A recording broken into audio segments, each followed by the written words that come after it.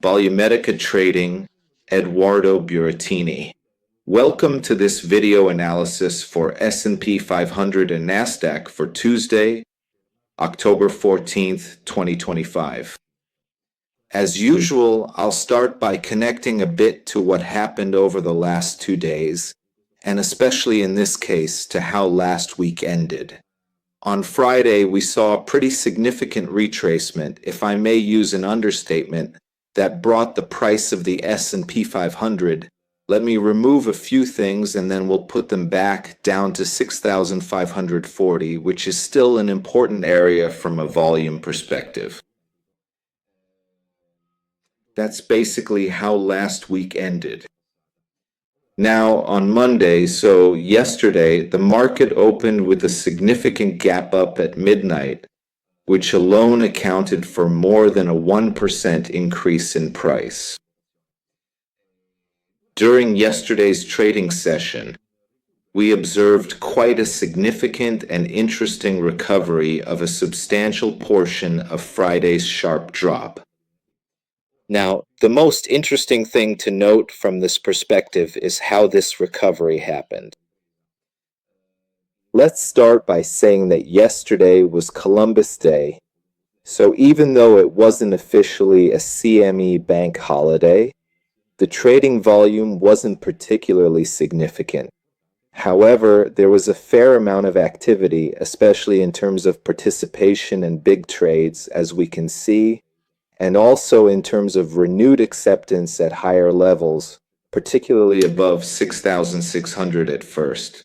There, we had already seen the gap reopen above that level, but more importantly, the 6,650 area, which we had already identified historically as a particularly important and supportive zone. In fact, we can clearly see from the comprehensive composite profile that more or less right around this particular area, there's a fairly significant and noticeable volume area, which in this specific situation also effectively identifies a partial price distribution. Now, what I personally find incredibly useful to do in a situation like this is to meticulously plot both a detailed swing volume profile for Friday's entire trading session. So literally the powerful bearish impulse that precisely led the price to make this rather deep retracement, this particularly deep and pronounced pullback, and then carefully compare it with the subsequent recovery move. So with everything that was the here we go, let's carefully grab it. Finding the exact right spot isn't always easy. Here it is indeed. Let's see, because what I want to do first of all is take a look at how this acceptance shifted over the course of the 2 sessions. The first thing that stands out is that as the market was moving down, it built a distribution area that's quite similar to what we also see in the composite profile.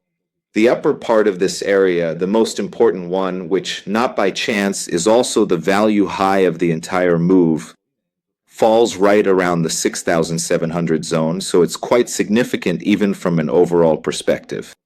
You can see that the market closed last night right here, near the 6,700 level, just a few points lower, but we can see that it reached a peak of 6,710. So what stands out to me most is that as the market climbed back up, it rebuilt its own acceptance. Even though the volumes were maybe a bit subdued and the situation was a little out of the ordinary, more or less, it still managed to reconstruct its own structure, even in terms of volume throughout yesterday.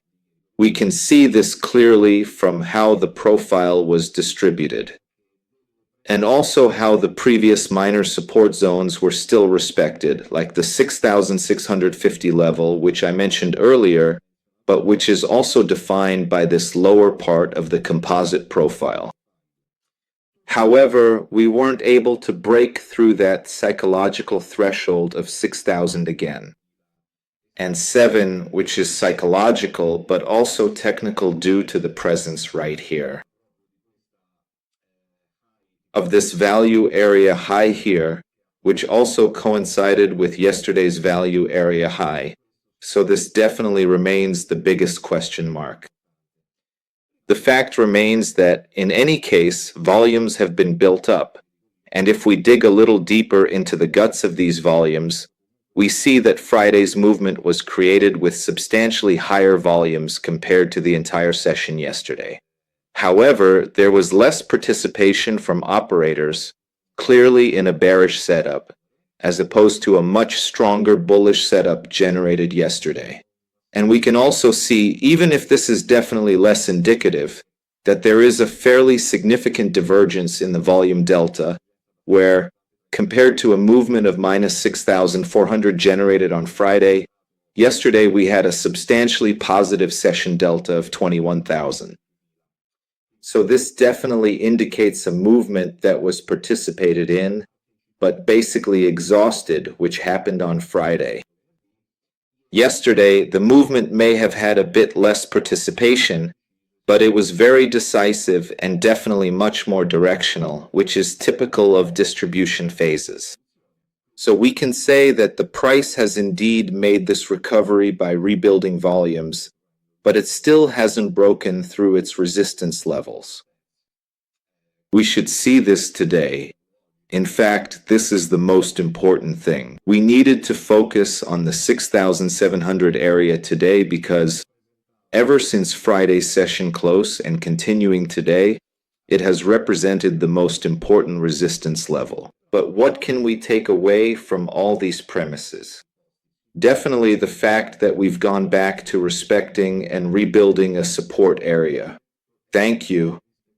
Around 6,650, a level that will definitely remain the line in the sand, so it's the main one for today. I expect a market that, unless proven otherwise, will obviously see what signals develop during the session, will probably tend to stay within this range. But if we want to see a recovery even greater than what we saw yesterday, reaching higher levels, so above 6,700, we clearly need to respect the signal for the entire area between 6,650 and 6,640, which is still a pretty important area because it would recall some absorption of big trades that came in right at the start of the Sunday night session, or rather Monday night. That said, we're looking at a potentially distributive market, but we still need to verify that. So, it's important to watch how support and resistance hold up, because right now we're exactly balanced between these two zones, but definitely balanced with genuine support coming from 6,650. Let's also take a look at the situation on the Nasdaq.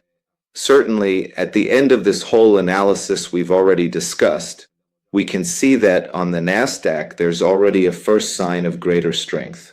What happened yesterday? The market already rejected an interesting area from a volume perspective, which is around 1760 several times. And how did it reject it? With a pretty clear sign of seller absorption. So this definitely indicates a stronger signal of decisiveness already from yesterday. More precision, more decisiveness compared to the S&P. This area was then retested during the session, and once again we started from here with a positive delta. From here, the swing began, which managed, at least during the closing phase, to recover the high of the European session from yesterday. All of this was created, as you can see, with significant acceptance and even stabilization of the day's POC right in the upper part of what would be, let's say, the most important volume node from the composite profile perspective. So this determines an even more significant acceptance above 24,760, a definitely key level, a line in the sand as far as the Nasdaq is concerned. So to draw a bit of a parallel with what was just said about the S&P, here we definitely have a slightly different situation, because if we do the same kind of analysis as we did on the S&P, you can already see how. So here as well we are. So first of all, here we don't have a value area high from the swing profile, which actually falls right here in this area, even though we're still at a round level 24,900. However, we can already see that with yesterday's volume profile, A distribution has formed that's already showing a certain divergence with this low volume area we see on the swing profile as it drops, and this is definitely giving us further confirmation of its strength. Now, obviously, with the reduced volume typical of the pre-open, it's definitely more likely to see a small technical retracement after the continuation of strength we saw yesterday. So we could easily see a new test at 24,830. Thank you. Also, why not at 24,760? The most important thing to maintain a scenario of strength and therefore confirm any supports that the market built yesterday is that the 24,760 to 24,750 area absolutely must hold. Definitely, the area to monitor most closely beyond this zone is the technical area of 24,900, because acceptance above that level would certainly be the most interesting signal to finally give a sort of green light to the continuation of this recovery movement after Friday's drop. Obviously, all these analyses should not be taken as a public investment solicitation or an incentive to take a position, but rather for purely educational and informational purposes. We'll see you later for those who are Volumetric trading clients with VLive, where we'll be trading live with the markets open. For now, thank you for your attention, and I wish you an excellent day and good trading.